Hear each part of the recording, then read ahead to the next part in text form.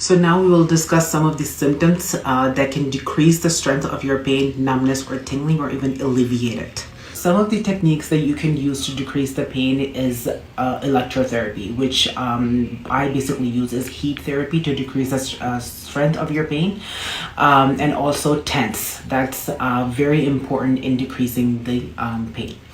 And you can also do the nerve gliding exercises, Mackenzie extension exercises.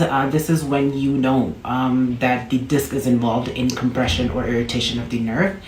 And you can perform stretching and strengthening exercises, which I have discussed in my previous video, and core and posture control. So nerve gliding exercise, this is very important and very easy to perform. It can decrease the strength of your pain.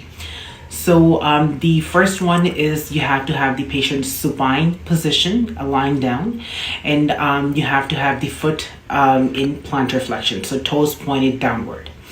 In that position, you have to extend your leg and then dorsiflexion of the foot. And in this position, you have to bring the leg down towards your hip and then again plantar flexion. I'll post a photo on that, but it's very easy, just supine and perform it on one leg if the pain is like radiating down, or the tingling numbness is just in one leg.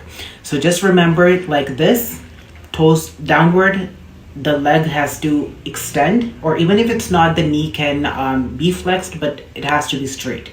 And then a dorsiflexion. In that position, come down and then toes pointing downward. The second thing I will discuss is the slump test. This is very important diagnostic test as well as a gliding position. So you can perform it to specify if the nerve is involved, and also when you know the nerve is involved, you can perform it to glide the nerve.